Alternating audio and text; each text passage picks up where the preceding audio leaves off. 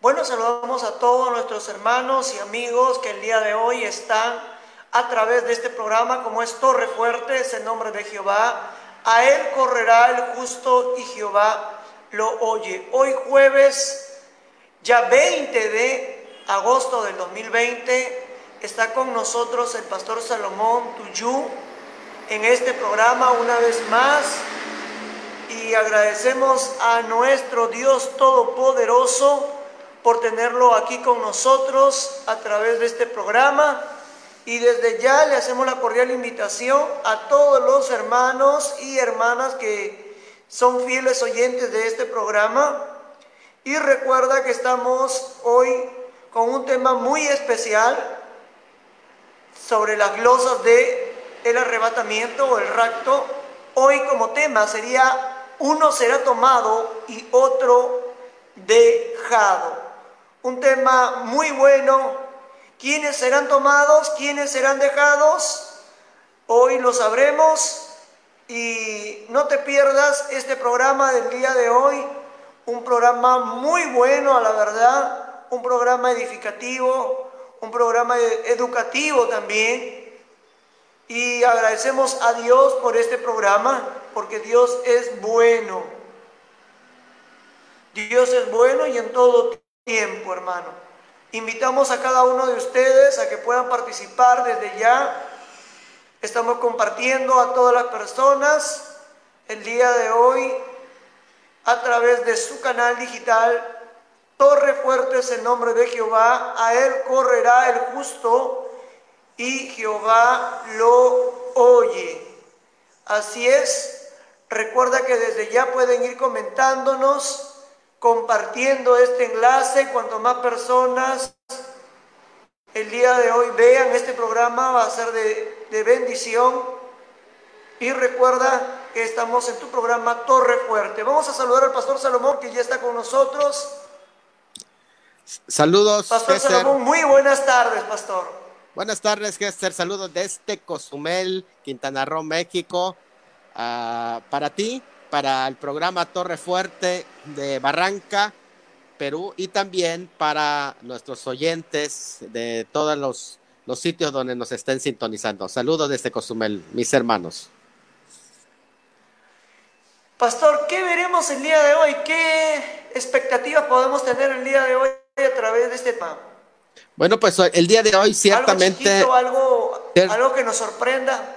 Ciertamente vamos a hablar acerca del tema del arrebatamiento de la iglesia, pero lo vamos a hacer usando un pasaje paralelo, porque vamos a comentar el pasaje de Mateo 24 sobre la parábola de uno será tomado y otro será dejado, y presentar su pasaje paralelo sorprendentemente en Lucas capítulo 17, donde el Señor Jesucristo usa la ilustración de uno será tomado y otro dejado en otro contexto, como es que dos parábolas, o sea, una parábola citado en dos mensajes, citado en dos sitios, pueden significar algo diferente, porque en Mateo 24 tiene un contexto y tiene unos oyentes que son judíos, y en Lucas capítulo 17 tiene otro contexto y otro sentido. Vamos a verlo, así que yo creo que es muy interesante estudiar las escrituras en sus debidos contextos, no solamente citarlas, sino citarlo en el contexto. Es como a veces como predicadores eso sucede, ¿verdad?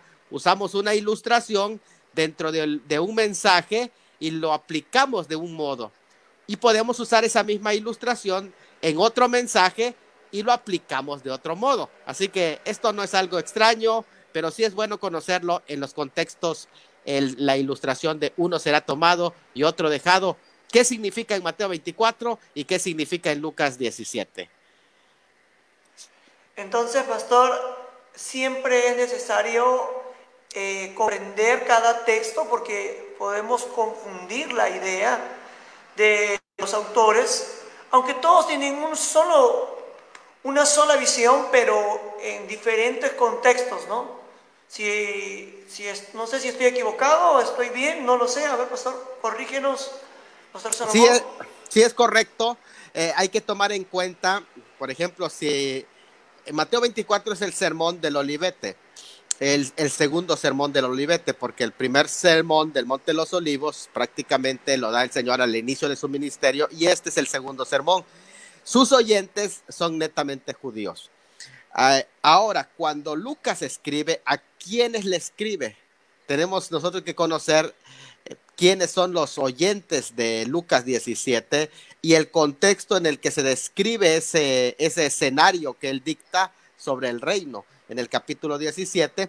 Así que cuando nosotros comparamos que son dos escenas diferentes, Lucas no lo registra en el capítulo 21, que nos llamaría la atención porque Lucas 21 habla del mismo sermón del Olivete, incluso el mismo capítulo 21, que es paralelo del 24 de Mateo, no utiliza esa ilustración y además tiene su propio contexto Lucas 21 y Lucas 17 también. Así que es bueno que cuando leamos un texto lo interpretemos dentro de su contexto en el que fue dicho, para que podamos saber qué sentido le está usando el Señor para respaldar en su ilustración. Entonces es algo muy importante que lo debemos de tomar muy en cuenta, Gesser. Adelante.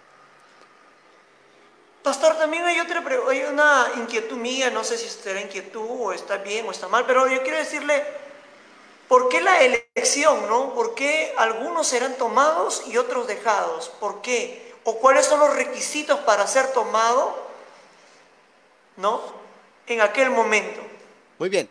Como vamos a ir viendo dentro de la enseñanza, tomado y dejado no son el mismo sentido en Mateo 24 y Lucas 21. Por ejemplo, cuando se habla en Lucas, ahí en Lucas tiene el contexto de ser llevado, sacado fuera del lugar, y es precisamente a personas que están velando, quienes son sacados. En el caso de Mateo 24, quienes son llevados a juicio, y quienes son dejados son los que entran en el reino. Eso es algo muy interesante, la diferencia de lo que yo les estaba comentando, la diferencia de cada uno de los casos. Por lo tanto, tenemos que ubicar cuál es el pasaje en donde lo estamos leyendo. Si lo estamos leyendo en Mateo 24, entonces el que es llevado para ser juzgado, o sea, llevado ante el juicio, y el que es dejado vivo es el que pasa en el reino. Pero si nuestra lectura es en Lucas 17, el que es llevado en la presencia del Señor por estar velando, precisamente, que es el énfasis de ese pasaje también, y por estar atendiendo a su vida espiritual. En tanto, el que es dejado para atravesar todos los juicios que vienen antes de la inauguración del reino milenial. Así que esto es algo muy interesante que vamos a ver, Gesser, y creo que nos interesa a todos comenzar y conocer esta comparación, yo diría, de dos pasajes que son paralelos, porque Mateo 24 y Lucas 17, en la parábola de uno será tomado y otro será dejado, es un pasaje paralelo, pero la interpretación es distinta en cada caso, en cada contexto. Así que creo que esto va a ser algo muy interesante que muchas veces no hemos logrado discernir. Entonces, cuando la próxima ocasión que ustedes escuchen, busquen en dónde están los pasajes bíblicos antes de emitir una opinión.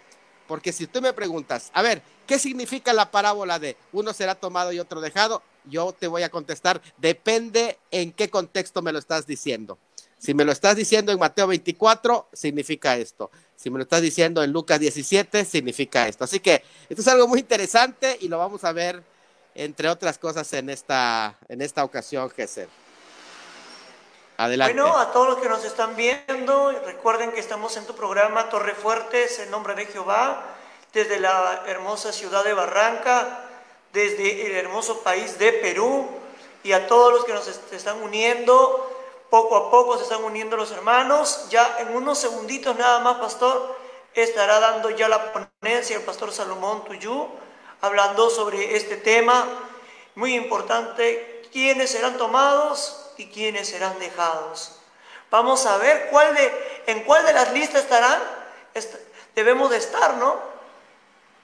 Porque como cristianos debemos de estar en alguna de esas listas, o tomados o dejados. ¿Qué opinan ustedes? Coméntenos, ¿quiere ser tomado o quiere ser dejado? Vamos a ver cuáles son sus opiniones, sus preguntas, sus inquietudes. Pero antes de este programa vamos a orar, agradecer a Dios para que el pastor Salomón pueda disertar el día de hoy este tema.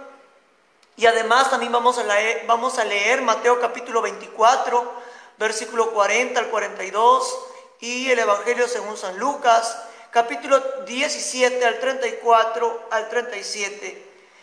Vamos a iniciar, pastor, creo yo, vamos a orar, agradecer a Dios por este programa, y yo sé que el Señor va a hacer su obra, nos va a enseñar a través de usted, porque Dios ha puesto maestros, ¿no? Dios instituyó maestros, son los 5 ministerios que el Señor dejó a través del apóstol Pablo, que nos enseña.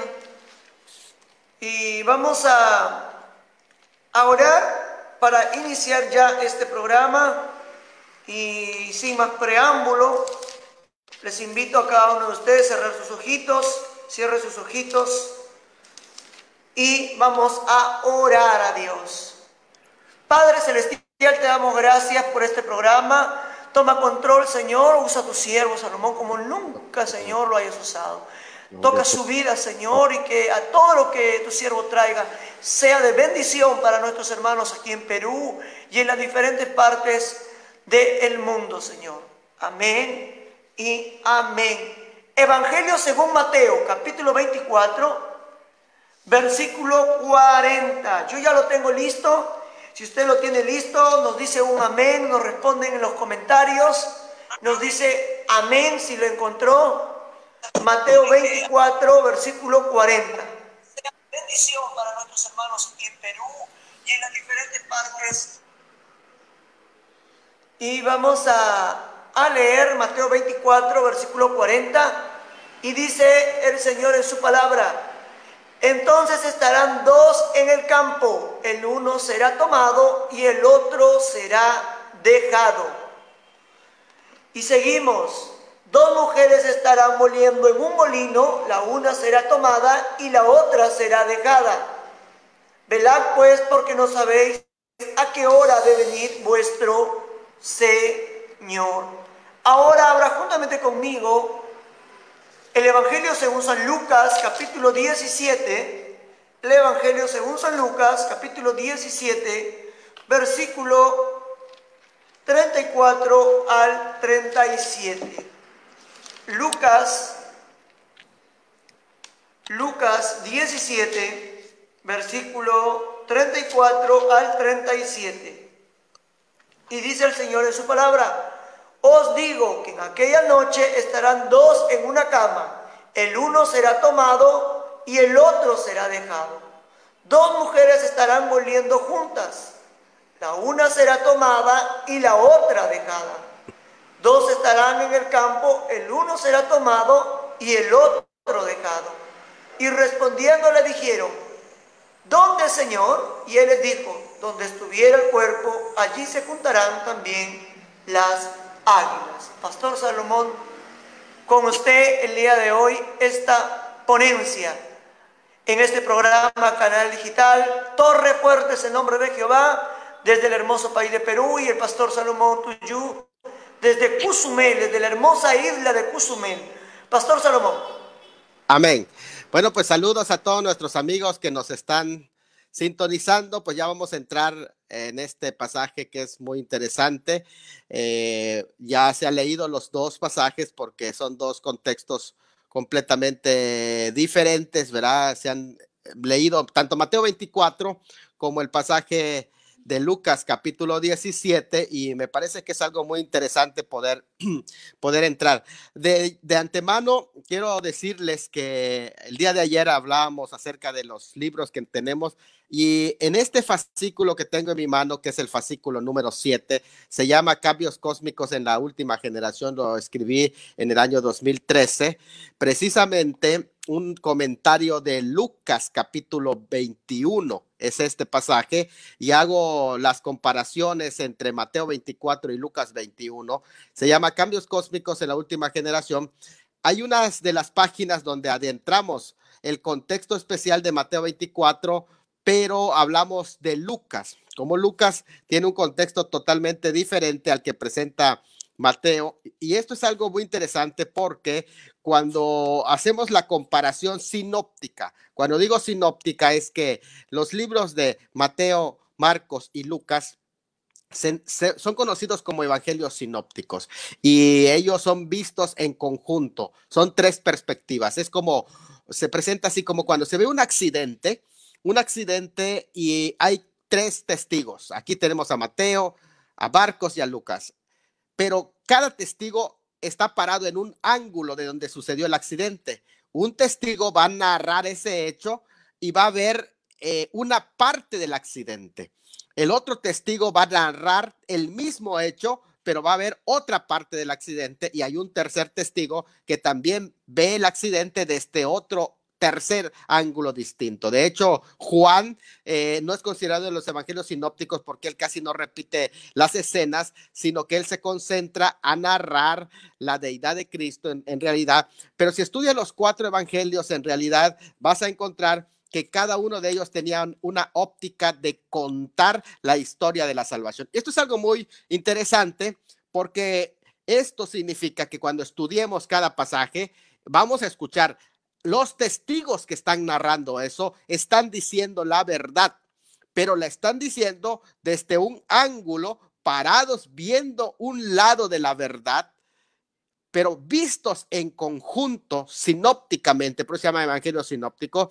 Visto en las tres perspectivas, logramos tener el cuadro completo. No son contradictorios, sino que son testimonios complementarios para tener un cuadro más completo de los hechos, en este caso, los hechos relacionados con la salvación, que es la vida y obra del Señor Jesucristo.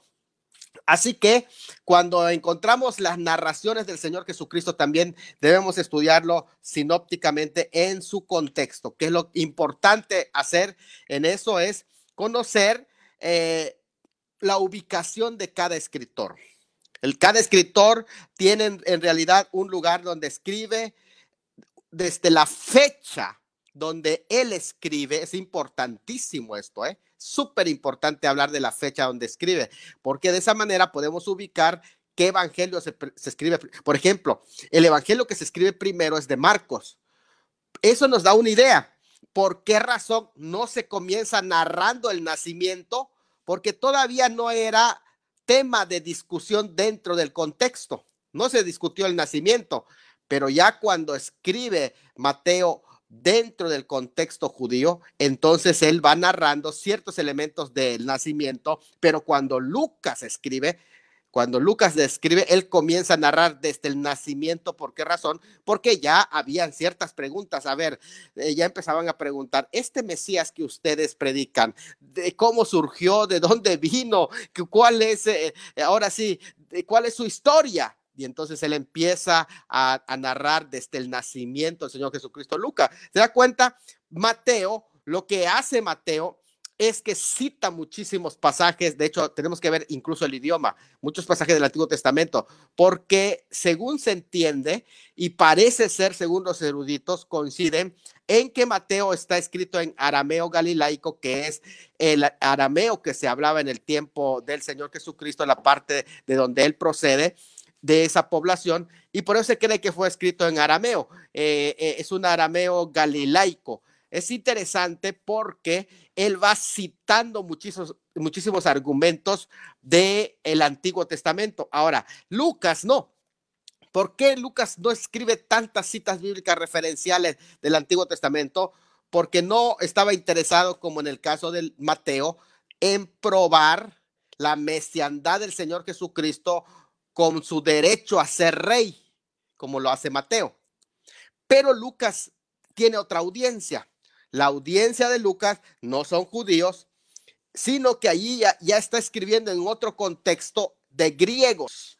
Y la iglesia ya está vigente, ya está presente, ya está avanzada. Por lo tanto, pues él ahora enfoca, escuchen esto, porque aquí hay la diferencia. Mateo le escribe solo a los judíos, cristianos algunos de ellos, pero está dedicándole una argumentación para los judíos que no creen todavía en el Mesías. Pero en tanto Lucas está escribiendo en griego para, cuando decimos griegos, también estamos hablando del mundo gentil. De hecho, era usado el término griego, como era la mayoría de la gente griega, es usado para referirse a los gentiles. Así que se traduce griego o gentil, es lo mismo en el caso cuando se usa ese término. ¿Y qué es la argumentación que se está diciendo? Él está hablando a los griegos, por eso es que no les presenta tantos pasajes bíblicos que a veces casi no les interesaba a ellos porque no tenían mucha relación con ello, y a la iglesia gentil también. Por lo tanto, en esta perspectiva nos damos cuenta que ya cuando Lucas escribe, ya él sí está pensando en una audiencia gentil, sí está pensando en una iglesia incluso que ya está siendo formada, incluso. Escuchen esto que es interesante, todo el bagaje que tiene Lucas no lo tiene Mateo. ¿Por qué razón? Y además Mateo no lo necesitaba porque Mateo era prácticamente una especie de rabino, Mateo, enfocado al pueblo judío, a los inconversos judíos, para mostrar que Jesucristo es el Mesías, hijo de David, con derecho a ocupar el trono real. En tanto, Lucas, cuando él comienza, él enfoca al Mesías como hijo de Abraham. ¿Por qué? Porque su contexto es más amplio a las naciones, pero hay algo interesante que debemos de saber, y esto debe quedarnos. Lucas ha sido formado al lado de quién? De un hombre que ha sido no solamente un rabino, pero ha sido el escultor, el organizador, el sistematizador de 13 cartas dirigidas a la iglesia, y ha establecido la doctrina de la iglesia. Incluso ha trabajado tan cerca Lucas de este hombre, que es prácticamente el hombre que establece el andamiaje para la estructura de la doctrina de la iglesia y de la escatología de la iglesia. Por lo tanto, Lucas tiene un dominio de varios temas que Mateo no tiene, como por ejemplo, en mente de Lucas está el tema del rapto. ¿Por qué? Porque es un tema que Pablo mismo, y de hecho él como apóstol Pablo, había recibido directamente del Señor. Así que Lucas, cuando escribe, él tiene en mente el tema del rapto. De hecho, lo menciona. Juan 14 menciona, pero Lucas menciona el tema del rapto en el capítulo 17 y lo menciona de nuevo en el capítulo 21, en el sermón del Olivete. Lo menciona Lucas, en tanto Mateo 24 nunca menciona el tema del rapto. ¿Por qué razón? Porque son otros contextos. De hecho, el contexto de Lucas 21, que es el mismo de Mateo 24, el sermón, va a hacer la diferencia, porque Lucas pone cronología, porque él dice, antes de que estas cosas comiencen a suceder, esto va a pasar. O sea, él va no solamente al momento de la gran tribulación, sino a los momentos antes. Incluso después de narrar los terrores de la gran tribulación, Lucas dice así, así que, por lo tanto, erguíos, levantad vuestra cabeza porque vuestra redención está cerca. Y no solo eso dice, sino que dice, orad para que seas dignos de escapar. Después de que él narra los eventos de la gran tribulación, dice, orad para que seas digno de escapar de estas cosas que sobrevendrán a la tierra. Dice Lucas. ¿En qué estaba pensando Lucas? Que no lo dijo Mateo, porque Mateo no lo dice. ¿En qué estaba pensando Lucas? Desde luego que estaba pensando en las enseñanzas del apóstol Pablo. Y desde ahí ya nosotros nos damos cuenta que hay diferencia. Entonces yo les recomiendo aquí mi libro, Cambios Cósmicos en la Última Generación, donde yo presento los dos contextos de Lucas y de Mateo, y que podemos entender. Por ejemplo, Mateo 24 se centra en la gran tribulación y en la venida del Señor, que es la parusía. Cuando él va a hablar de esta ilustración de uno será tomado y otro dejado. Pero no solamente esto, su entorno de Mateo 24 es netamente judaico. Y lo podemos probar. Podemos probar que es el contexto de Mateo es netamente judaico, sí. De hecho, cuando se habla en Mateo 24 de los escogidos, no vayan a pensar que se está refiriendo a los escogidos de la iglesia, porque la iglesia no, en Mateo 24 no había sido formada, sino que está hablando los escogidos en el mismo contexto que los profetas mencionaron al pueblo escogido, de los escogidos del pueblo de Israel. Eso es el contexto de Isaías 41, 8 al 9, habla de los escogidos del pueblo de Israel. 44, 1 al 2, habla de esos mismos escogidos. Isaías 45, 4 habla de esos escogidos. Isaías 65, 9 habla de esos escogidos. Jeremías 2, 21 habla de esos escogidos. Ezequiel 25 habla de esos escogidos. Zacarías 1, 17 habla de esos escogidos. Y Zacarías 2, 12, podríamos citar una lista de los escogidos. Siempre que se refiere al remanente escogido, se refiere al pueblo escogido de Israel. Así que cuando dice en Mateo 24 que juntará sus escogidos, algunos dice, aquí está el rapto de la iglesia. No, no, no. Por favor, no está hablando de la iglesia, está hablando de los escogidos, que los oyentes del sermón sabían quiénes eran. Y esa profecía es para el remanente judío convertido durante el periodo de la gran tribulación. Ese remanente son los escogidos, son aquellos sobre el cual cuando el dragón se vaya detrás de la mujer y la mujer sea apoyada por la naturaleza y viene el río que inunda y que destruye. Por eso ahí ese contexto que vimos ayer cuando hablamos de las 70 semanas que dice, y su fin será con inundación. Ese río va a inundar a esa nación que va a atacar y va a destruir a sus adversarios, pero se va a levantar con furia el dragón y va a atacar al remanente. Dice allá que son prácticamente al remanente de la descendencia, al resto. Ahí se utiliza el término resto o remanente o descendencia se vaya en contra del resto de la descendencia de la mujer. Esa doctrina del resto, del remanente, es lo que se llaman los escogidos. No lo perdamos de vista. Así que Mateo 24 está hablando dentro de ese contexto. Mateo 24 está hablando del contexto que no es de la iglesia. ¿Por qué?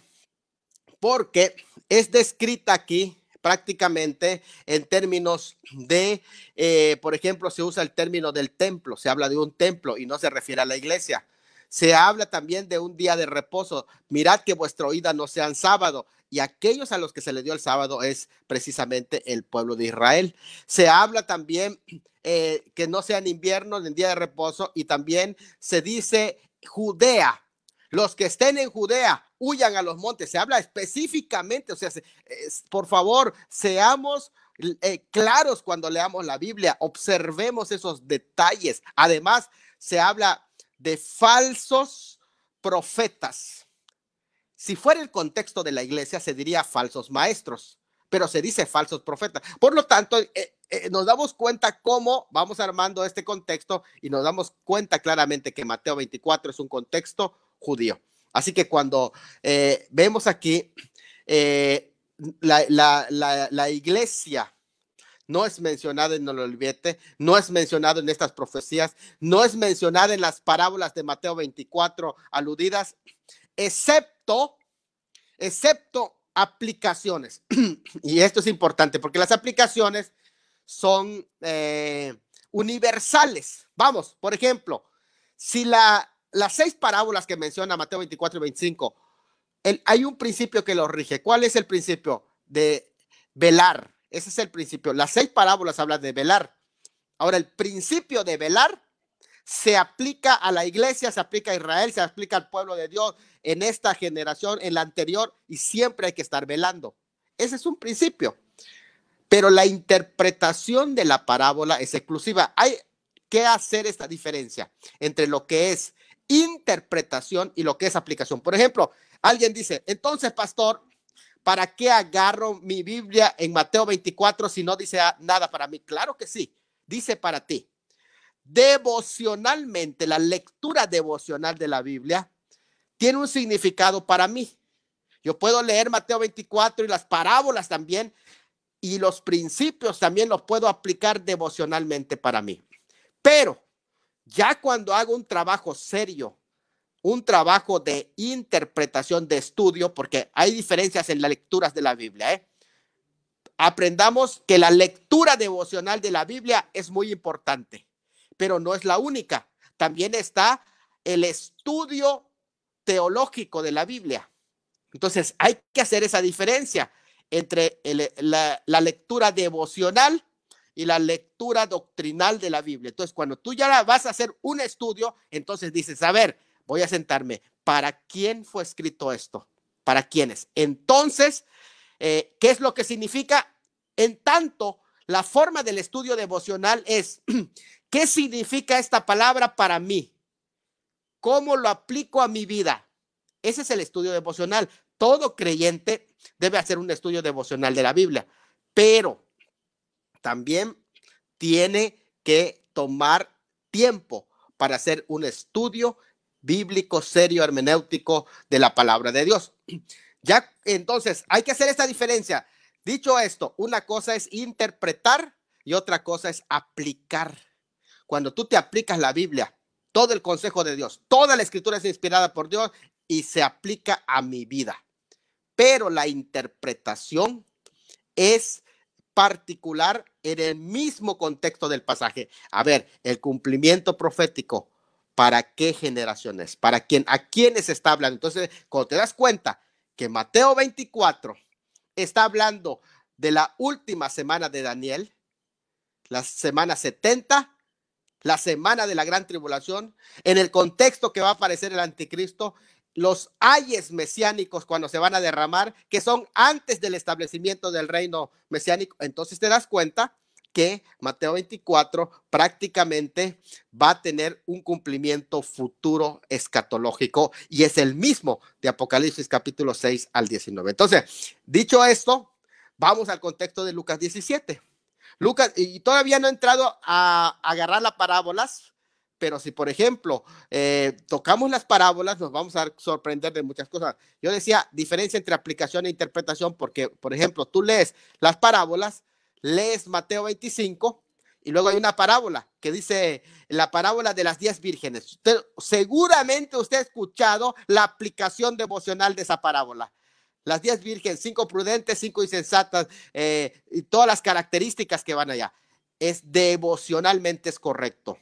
Dicen aquí, cristianos, prepárense, ¿eres de las prudentes o eres de las insensatas? Pero cuando ya hacemos un estudio hermenéutico serio, entonces te das cuenta que esas parábolas en realidad son dirigidas para los creyentes judíos del tiempo de la gran tribulación que están esperando la venida del novio con la novia para celebrar la fiesta de las bodas de ese novio. Y pertenecen al pueblo de Israel las 10. Las insensatas y las prudentes, porque están esperando la venida del novio para celebrar. No es que 10 vírgenes se van a casar con el novio, no. Esas 10 vírgenes son las compañeras de las bodas que van a entrar a celebrar la fiesta.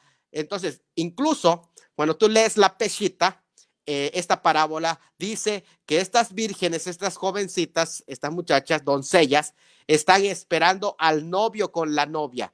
Esa interpretación en ese contexto es correcto, porque realmente al esposo con la esposa están esperando. Ya viene casado y van a celebrar ya su matrimonio, su fiesta de todas. Eso es lo que van a esperar, a celebrarlo sobre la tierra. Así que es algo muy interesante, solo lo menciono para que nos demos cuenta que hay una diferencia entre aplicación e interpretación. Lucas 17. Miren, Lucas 17 no intercala estos versículos en el capítulo 21. Realmente aparece en Lucas 17. Noten este dato, ¿Por qué digo que noten que aparece en 17 y no en el capítulo 21 de Lucas? Porque el sermón del Olivete de Mateo 24, Lucas lo narra en el capítulo 21, no en el 17. Así que cuando está dando el sermón del capítulo 17, lo está dando en otro contexto, en el tema, ya no sobre el tema de la parucía, sino lo está dando en el contexto de la venida del reino milenio y lo está narrando dentro del contexto para que lo puedan escuchar también sus oyentes. Ahora, para referirse a este reino, Lucas y otros evangelios usan términos diferentes. De hecho, es algo muy interesante. Lucas, lo que está hablando es el gobierno de Dios que tiene dominio sobre los hombres y usa el término reino, reino de Dios, a diferencia de Mateo, que usa el término reino de los cielos. ¿Por qué Mateo usa reino de los cielos y Lucas usa reino de Dios? Bueno, la razón es que como le está hablando a judíos Mateo, él no puede pronunciar el nombre de Dios. Y en lugar de pronunciar Dios, usa cielos. En tanto Lucas, como le está hablando a griegos, si él diría reino de los cielos, rápidamente la concepción griega va a tener una idea equivocada de reino de los cielos y van a pensar en esos cielos griegos que ellos tienen. Entonces vean la diferencia y por qué cada uno de ellos tienen perspectivas diferentes, pero hablando desde luego del mismo concepto, ese concepto que fue desarrollándose, ¿verdad? Bueno, pero lo que yo me estoy haciendo la diferencia es Lucas en un contexto, Mateo en otro contexto totalmente diferente. Y de hecho, cuando tú lees a Mateo 24, tú te vas a dar cuenta que el orden en el que él lo va diciendo, va presentando la misma ilustración, es diferente al orden en cómo lo presenta Lucas. Y hay algo más. Mateo, cuando usa el ejemplo de la parucía, pone el ejemplo de Noé. Esto es muy significativo. Por favor, quiero que se den cuenta de este detalle. Lucas usa los dos ejemplos. Usa el ejemplo de Noé, pero también usa el ejemplo de Lot. ¿Por qué Mateo no usa el ejemplo de Lot, que fue sacado y de allá, después de que fue sacado, vino el juicio, cayó destrucción repentina sobre Sodoma y Gomorra? ¿Por qué razón Mateo no lo usa? ¿Sabe por qué no lo usa Mateo? Porque la intención de Mateo no es presentar ningún rapto o que el pueblo vaya a ser sacado, sino mostrar que el diluvio cayó al mismo tiempo que estaba sobre la tierra y dentro del arca Noé, y que Noé fue librado dentro del diluvio. Ese es el concepto de Mateo. En el caso de Lucas, sí presenta el ejemplo de Mateo, pero añade un segundo ejemplo que no usa Mateo porque no le sirve a Mateo, pero a Lucas sí. ¿Cuál ejemplo? El ejemplo de Lot, que fue sacado antes que caiga la destrucción repentina. ¿Sí me explico? Entonces, vean esos dos ejemplos. Entonces, la iglesia no sigue como modelo el ejemplo de Noé. Ese es el modelo para Israel. El modelo que sigue es el ejemplo de Lot, que fue sacado antes que caiga el juicio. Por eso, vean que estamos compenetrándonos a los contextos para que nos demos cuenta qué está hablando cada uno de estos contextos. De hecho, Lucas aquí podemos decir que hace a diferencia de Mateo, usa 3 ejemplos en el siguiente orden, cuando decir uno será tomado y otro dejado. Por ejemplo, estamos hablando de Lucas 17, 34 al 37. ¿Cuáles son los 3 ejemplos? 2 en una cama, es la noche. 2 mujeres moliendo, amaneciendo. Y 2 hombres en el campo, al mediodía. Estos representan 3 horas distintas en todo el mundo y no solo Israel. Note bien, 3 horarios distintos en todo el mundo. Noche, están en la cama. Podemos decir 2 mujeres moliendo, que es amaneciendo, y 2 hombres en el campo al mediodía. Esa diferencia es muy interesante. ¿Por qué es muy interesante? Porque Mateo presenta otro ejemplo, pero noten bien, cuando tú comparas Mateo te das cuenta que el orden ha sido cambiado porque tiene otra perspectiva en mente. Ahora, dijimos del paralelismo del diluvio, pero para Israel el ejemplo de Noé. Note bien que Mateo 24 dice que hasta el día que Noé entró en el arca y vino el diluvio y se los llevó a todos. Por eso vino el diluvio y se los llevó. Ya nos está dando un significado Mateo de cómo está usando el término llevado. Vino el diluvio y se los llevó. ¿A quiénes se llevó el diluvio? El diluvio se llevó a los pecadores, no a Noé. Así que para Mateo, el llevado es el que fue llevado por el diluvio y el dejado es el que quedó salvado dentro del arca. O sea, el que se quedó para Mateo es el salvado, pero para Lucas no. Para Lucas, el que se quedó en Sodoma y Gomorra es el que pereció y el que vivió es el que fue sacado de Sodoma y Gomorra. Note bien esa diferencia de los términos. Esto es pero muy importante que entendamos. De hecho, ahí aparece, no, en Mateo 24 no aparece el término sacado ni rapto. Hay una reunión que es episunagro, reunirá a todos los escogidos, juntará a todos los escogidos, pero es una congregación en el que será un éxodo, en el que regresarán a la tierra de Israel y lo harán los ángeles. No lo hace allá el Señor mismo, sino los ángeles son mandados a recoger, a juntar a los escogidos. ¿Para qué? Para recibir al Señor que vendrá por ellos. Los escogidos son los judíos, ya lo dije, y no la iglesia. La iglesia no es mencionada en Mateo 24. El ejemplo que presenta Mateo es para los judíos. ¿En qué consiste? En la analogía de Noé. Ahora, la analogía de Noé, a mí me gustaría explicarla un poquito para que quede muy claro la analogía de Noé que presenta Mateo. Miren, dice, como en los días antes del diluvio, estoy en Mateo 24, 37 al 39, como en los días antes del diluvio, comían, bebían, casándose y dándose en casamiento, los días antes del diluvio, que son prácticamente lo que está anunciando es los días previos. ¿Qué está pasando? Luego, hasta el día que entró Noé en el arca, el día, cuando se habla del día que entró Noé en el arca, está hablando cuando termine el periodo anterior. ¿Cuál es el periodo anterior? Los días antes del diluvio.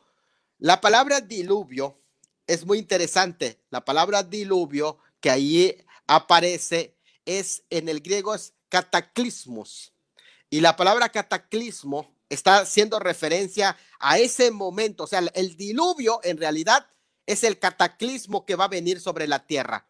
¿Y cuál es ese cataclismo que viene sobre la tierra? La gran tribulación. Note bien esto, porque está hablando del cataclismo de Mateo 24, que es la gran tribulación. Y yo necesito que comprendan bien esta parábola porque nos va a ayudar a entender qué significado tiene para Mateo el será dejado y el será tomado. Miren, los días antes del diluvio, antes del cataclismo, comían, casándose y dándose en casamiento. Son los días que estamos viviendo ya. El día en que entró Noé al arca, antes del cataclismo, entró Noé al arca. Cuando entra Noé al arca, es porque ya comenzó otro periodo de tiempo. Ya los días antes del diluvio terminaron, es decir, los días de gracia. Cuando está permitido esto, está permitido porque tu decisión de recibir o rechazar a Cristo está permitido. Comían, bebían, se daban casamiento, así vivían. Pero cuando termine ese periodo, ese día entra Noé al arca. Ese día, hasta el día en que entró Noé al arca. Ahora, mi pregunta es, cuando entró Noé al arca, ¿inmediatamente vino el diluvio? No. Esto es algo muy interesante. ¿Por qué razón? Porque el día en que entre Israel en ¿el arca quién es? El arca es Cristo. Cuando entre Noé a la salvación, Israel entra a la salvación, entonces, por eso en capítulo 7 de Apocalipsis dice, a los 4 vientos se detengan. No manden juicio todavía hasta que sean sellados en sus frentes los siervos de nuestro Dios, los 144,000 que son judíos. Ese día entra al arca Israel, porque ya pasó el periodo de la iglesia, ya la iglesia no está.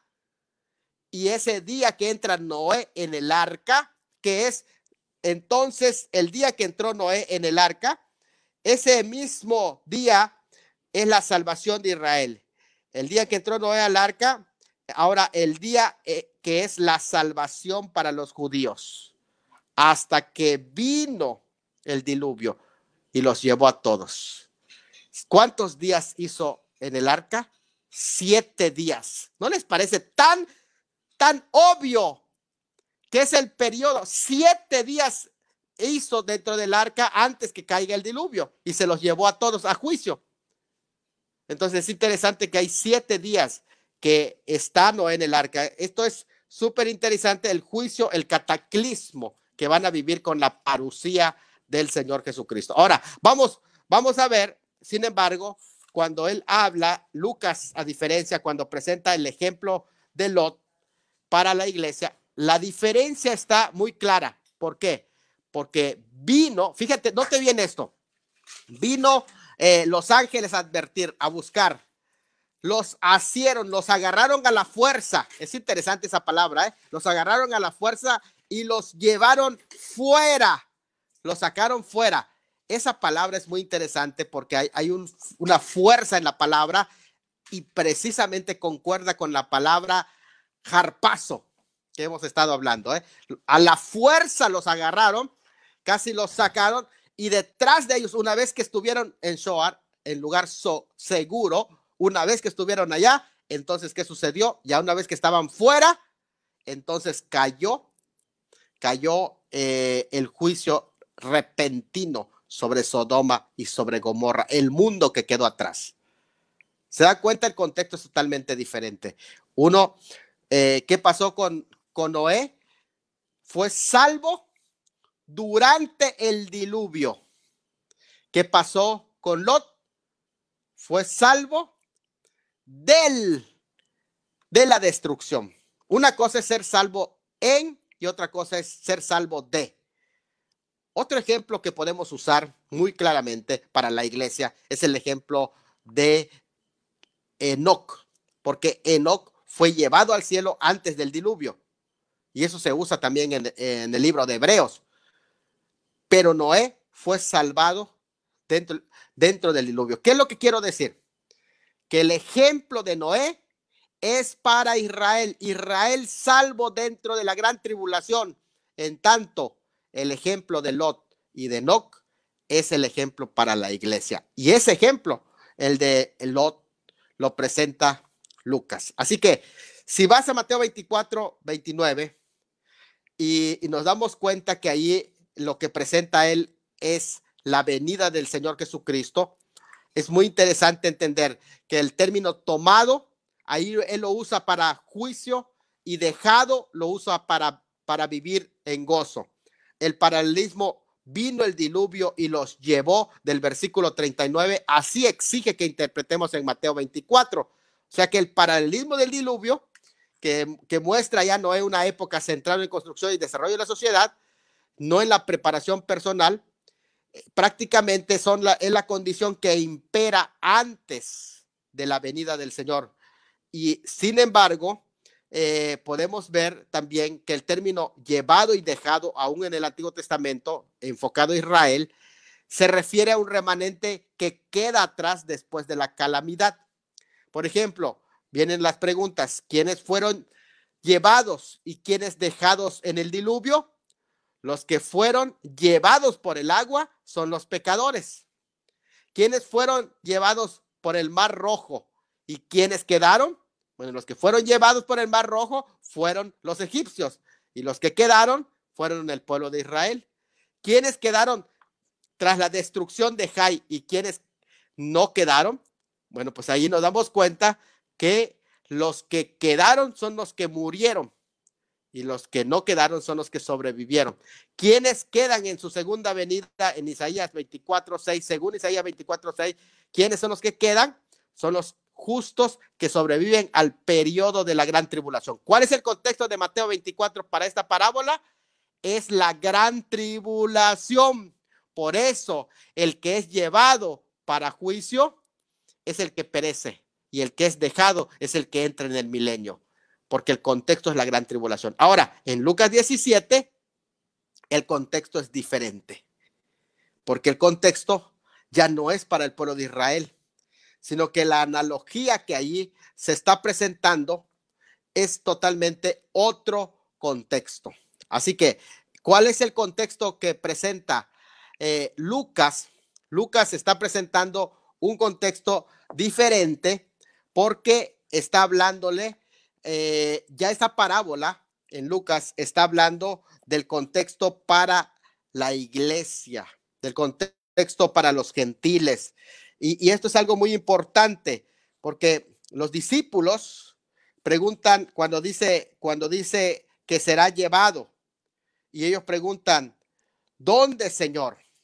¿Dónde será llevado?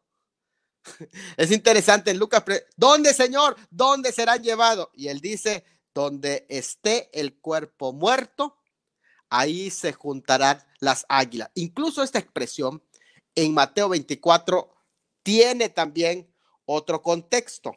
¿Por qué tiene otro contexto? Porque la expresión que usa en el libro de Mateo, de hecho se usa la palabra donde esté el cuerpo muerto, el ptoma. El ptoma quiere decir el cadáver. Donde esté el cuerpo muerto, ahí se juntarán las águilas. Donde esté el ptoma, ahí el cadáver, ahí se juntarán las águilas, dice Mateo. Pero, sin embargo, entonces quiere decir que está refiriéndose prácticamente allá a lo que es prácticamente los muertos en pecado. Está refiriéndose al juicio que viene en la Epifanía. Sin embargo, aquí necesito aclarar esto, sin embargo, en Lucas no. En Lucas se utiliza otro término usando el mismo proverbio, pero con otra palabra. Y la palabra que usa Lucas es que donde esté el soma, no el cadáver, sino el cuerpo, el soma. El soma, ahí se juntarán las águilas. Es decir, en este caso, en Mateo, las águilas son aves de rapiña. Y en este caso, aquí sí significa las águilas. Por lo tanto, la parábola aquí es totalmente diferente. ¿Por qué? Porque donde esté el soma, el cuerpo, estamos hablando del cuerpo que aquí se usa, es el cuerpo de Cristo. Donde esté Cristo, el cuerpo, ahí se juntarán las águilas. Y es el contexto, porque está diciendo que nosotros vamos a volar como las águilas. Esto es interesante, la forma en que está aplicando esta expresión Lucas y cómo la aplica Mateo. Por eso hay que estudiar en el griego, porque en el griego te dan las palabras exactas y ya tú te puedes entender hacia dónde se está enfocando. Así que Lucas, que había estado cerca de Pablo, ya había entendido, seguro algunos entienden que Listra, que fue más o menos su apedreamiento. El libro de los Hechos, capítulo 14, versículo 6, habla del apedreamiento de Pablo, que algunos piensan que fue en el 43 al 46 más o menos. Dicen que allí es donde Pablo en Listra, cuando fue apedreado, fue muerto, resucita y recibe la revelación que habla en 2 de Corintios 2:12, cuando dice que fue trasladado hasta el tercer cielo y se le mostró cosas inefables. El tema del arrebatamiento en esa fecha se le dio a conocer a Pablo, y Lucas, que estaba cerca de él, escuchó ese testimonio y el tema del arrebatamiento de la iglesia. Así que cuando Lucas escribe desde la perspectiva que tiene en mente, que es el arrebatamiento. Así que en Lucas capítulo 17, la parábola del uno será tomado y otro dejado, significa que el que es tomado es el que es llevado en el rapto antes que caigan los juicios, y el que es dejado es el que perece igual que Sodoma y Gomorra, y que no es sacado, no es librado de ese escenario. Así que las aplicaciones prácticas de esta ilustración entonces sirven para todos.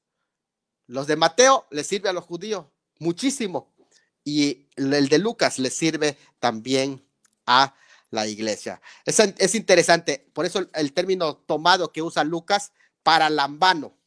El término paralambano, tomado, quiere decir próximo, junto, al lado, que está asociado. Eso es lo que significa aprender, recibir, tomar. Es un sinónimo paralambano, tomado, dejar paso.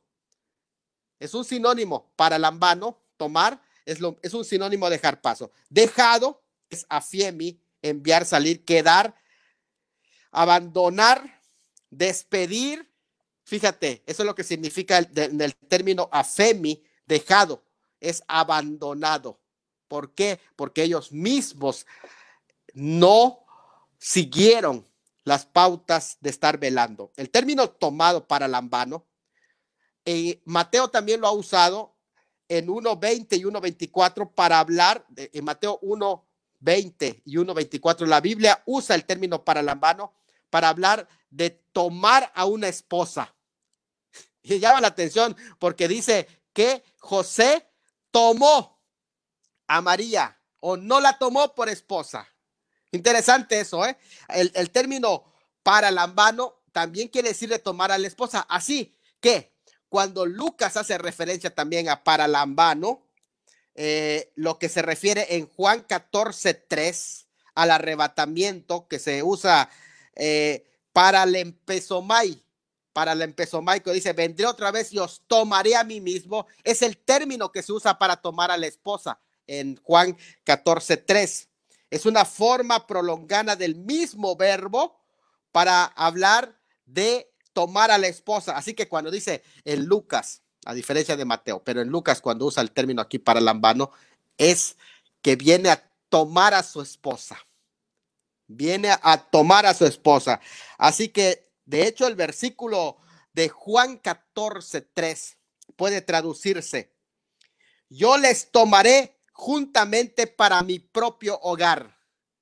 En Juan 14:3, cuando dice, os tomaré a mí mismo, la traducción de ese texto, la paráfrasis es, yo les tomaré juntamente conmigo para mí, para mi propio hogar. Eso es lo que quiere decir. Así que, por lo tanto, debemos de entender que el contexto de Lucas es el arrebatamiento. Y apunten este pasaje de Lucas, no solo el 17, Lucas 21, versículo 36. En Lucas 21:36, Lucas habla del rapto también. Esta anotación es muy importante. ¿Por qué? Porque en Lucas 21:36 usa el término orad para que sea Dios de escapar. Y la palabra escapar allá es ekfeugo, que quiere decir ek, fuera de lugar. Esa es la palabra ek, fuera de tiempo, fuera de causa. Feugo es huir, fugarse. Yo sé que muchas veces, ustedes son los de se quieren fugar, son escapistas. Pues aquí se usa esta palabra por Lucas, ekfeugo, que sean dignos de escapar, esquivar, evitar. Ahora, fíjate, yo de vacilada decía a una persona que creen que la iglesia va a pasar la gran tribulación y que esta pandemia es la gran tribulación. Le digo, si esta pandemia no es la gran tribulación y apenas dijeron, estamos en pandemia, cerraron, fueron los primeros que cerraron la iglesia. Imagínate nada más cuando sea persecución en verdad, porque todavía no estamos en persecución, salvo algunos países que sí lo están usando de pretexto. Pero imagínate nada más, ¿qué será cuando venga el momento grave de gran tribulación? No lo van a soportar. Por eso dice, orad para que sean dignos de escapar, dice Lucas, de estas cosas que sobrevendrán a la tierra. Así que en esta manera, pues damos este resumen, y hoy quisiera dejar espacio para hacer ya las preguntas y poder terminar ya esta disertación. Adelante con las preguntas, vamos a dar espacio para las preguntas y poder poder ahora sí ver cómo vamos con el entendimiento. Bueno, pues estaba aquí revisando los mensajes de texto, aunque parece que no hay, pero de todas maneras yo tengo dos preguntas. Aunque si el público no preguntara, siempre tengo dos preguntas para el día de hoy. Y la pregunta sería, pastor, la siguiente.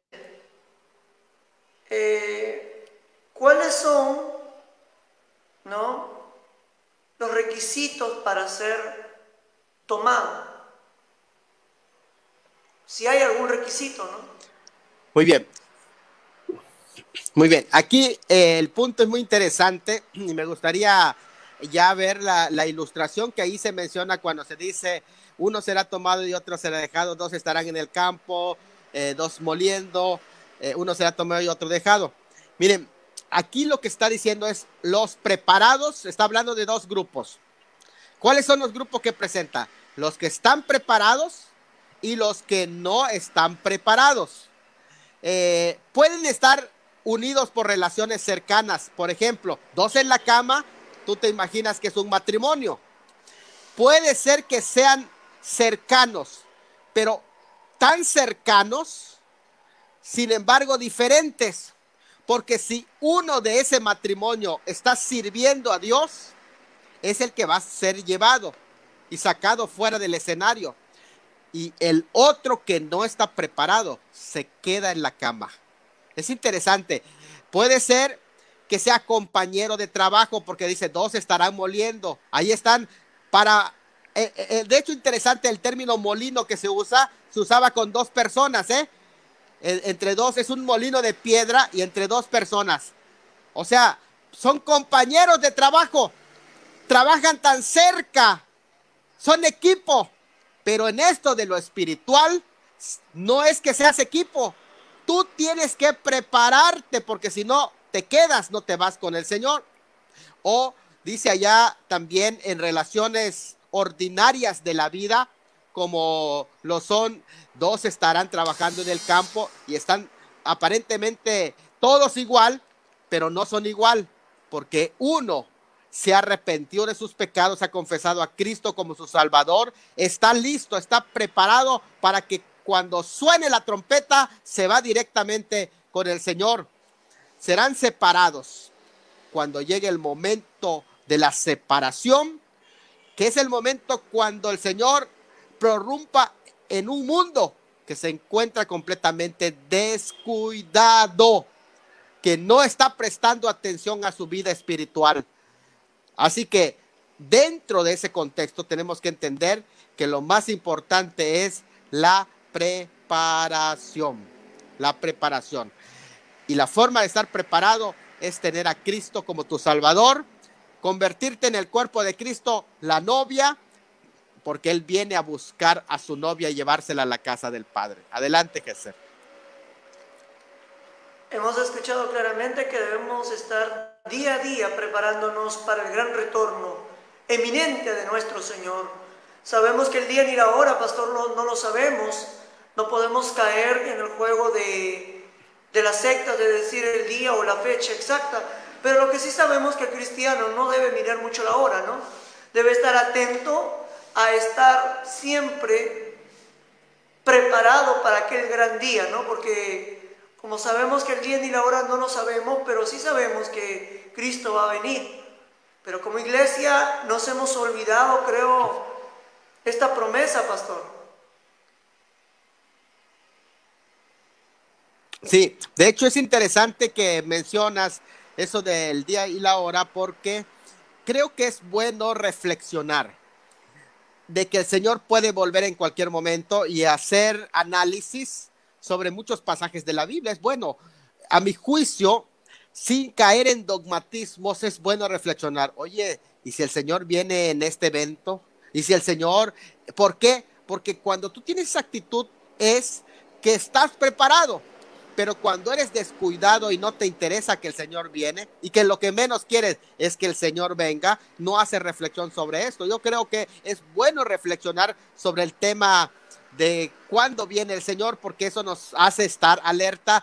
Posiblemente venga próximo, y si viene, no afirmo, pero y si viene esta noche, es posible, y si viene en una hora, es posible también, y ese es el sentido, mis hermanos, de estar alerta. De hecho, este pasaje es muy interesante, esta parábola, porque se mencionan incluso todas las ocupaciones de todas las clases sociales. Imagínate, cuando dice, 2 estarán moliendo. Generalmente el moler era un trabajo femenino, está involucrando a las mujeres, en lugar de las mujeres.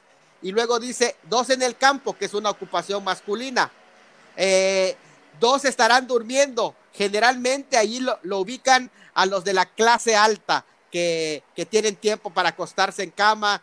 Incluso se habla del hombre, de la mujer, de la pareja también. Así que esto es algo de estar alertas todos, de todos los niveles, porque es importante. De hecho, no solo eso, sino incluso ahí se menciona 2 en la cama, porque hay una frase que dice, en aquella noche, dice en la misma parábola, dice en aquella noche. Se refiere a la noche cuando Cristo venga, literalmente, esa noche para los que cuando Cristo viene es de noche. Pero desde luego recordando lo que Lucas dice en Lucas 17, 34, 35, habla de que 2 ya están en el campo. Entonces quiere decir que en otro lugar no es de noche, y que al mismo momento 2 estarán moliendo, algo que se hace en la madrugada. Así que vean, noche, madrugada y también en el campo, que es en la tarde. Por lo tanto, ahí de una manera, si ustedes se dan cuenta, se analiza, se está implicando la redondez de la tierra, y que en todos los momentos no sabes si te va a agarrar en el día o en el país donde esté cuando Cristo venga. Ese evento suceda en la tarde o suceda en la noche, pero será de día o será de noche, dice una alabanza. Al canto del gallo nadie lo sabe, pero nosotros debemos de estar preparados para cuando llegue ese día y estar listos, porque el Señor viene, y viene inminentemente. Adelante, Gesser.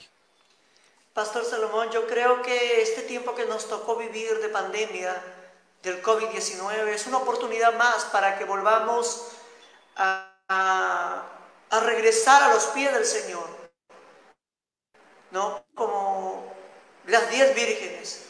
Mucha gente está poniendo pretexto y dice, bueno, como ya no congregamos, ya no vamos a la iglesia como templo, como lugar donde nos congregamos, me voy a enfriar. Pero no, creo que a través de estos programas y a través de muchos programas que hay a través de las redes sociales, la gente puede animarse a que esa lámpara esté día a día encendida, pastor. Porque vemos que mucha gente algunos se están desanimando. Pareciera como si estuviéramos viviendo la parábola de las 10 vírgenes. 5 insensatas, 5 prudentes. Es correcto. Se ha descuidado a una persona. ¿Cuál es la persona? La persona del Espíritu Santo en tu vida. Recuerda que esta parábola, lo más importante de esta parábola es estar preparados. Es desde luego, el Señor está presentando 3 casos hipotéticos. 2 estarán en el campo, 2 en la cama, 2 estarán moliendo. Son casos hipotéticos, pero en alguna forma, porque si podemos decir, durmiendo es en su tiempo de descanso, moliendo es en su tiempo de trabajo, de ocupación, y en el campo también. No sea cual sea el momento, esos casos hipotéticos podrían hacerse realidad, y de hecho se va a hacer realidad, se convertirá pronto en una cruda realidad, de manera que como no sabemos cuándo, y esto no es asunto de calcular fechas, esto no es asunto porque esto es algo imposible. El asunto que nos está diciendo no es si va a venir al mediodía, en la noche o al canto del gallo. No, lo que nos está diciendo aquí es que estemos velando, que este no es el tiempo de dormir. No es posible que esto que voy a decir, si esta pandemia no te sacude para despertar antes del arrebatamiento, en verdad yo no sé qué es lo que te va a despertar. Pero este es el momento. ¿Sabes qué, Gesser? Me da mucha tristeza ver, al principio de la pandemia, muchos creyentes empezaron a entrar en sus iglesias en vivo porque se suspendió la asistencia a los cultos. En algunos lugares sí hay persecución porque lo están aprovechando los gobiernos para hacer persecución. En otros lugares no, se está dando los espacios para que la gente, para que la iglesia predique, y etcétera, ¿verdad? Pero quiero decirte algo, que lo que es triste es que creyentes ya no están deteniéndose a estudiar la palabra como al principio de la pandemia lo hacían. Yo lo puedo ver por el número de gente que entra en las transmisiones, que era en el principio. Ahorita están cediendo. Si algunos entran eventualmente y no fijamente en los programas, entran, salen y se van a otras. Mayormente están ahorita en la moda de las compras y de todo eso en línea, ¿no? Y en vivos y todo eso, pero ya no están en la palabra. ¿Qué está pasando?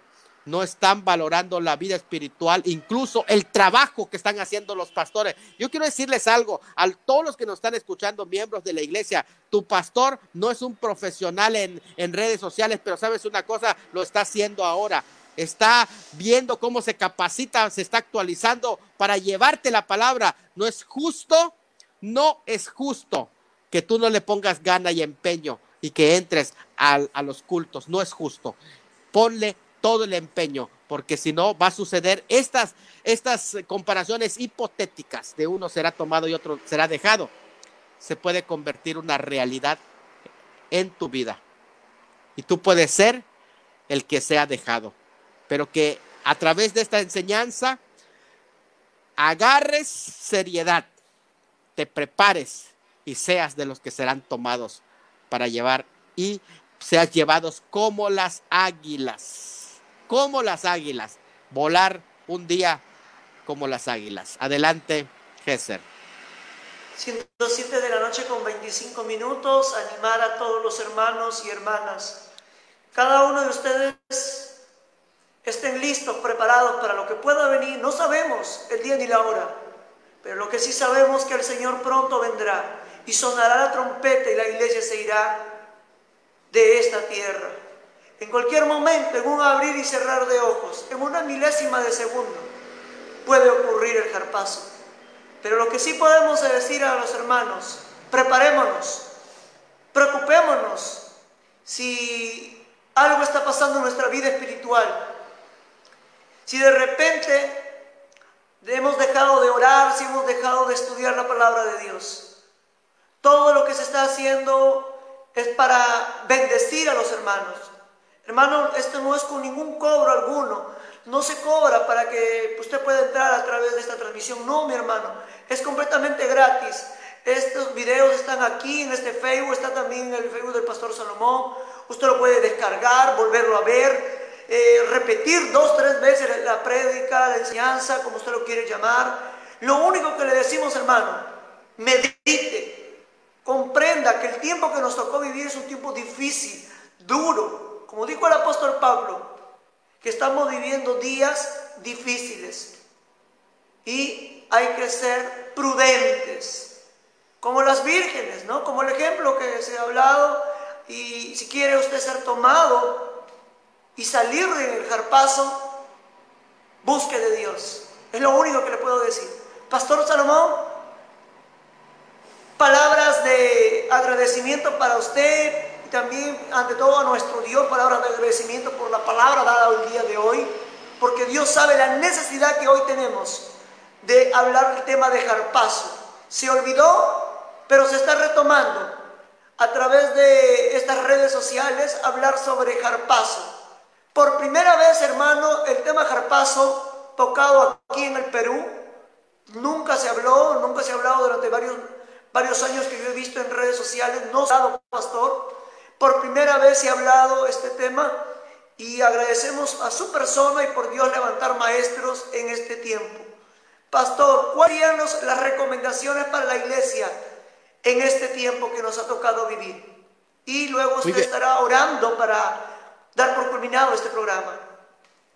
Muy bien, mis hermanos, pues no bajemos la guardia, hagamos esto que nos está enseñando Lucas para nosotros.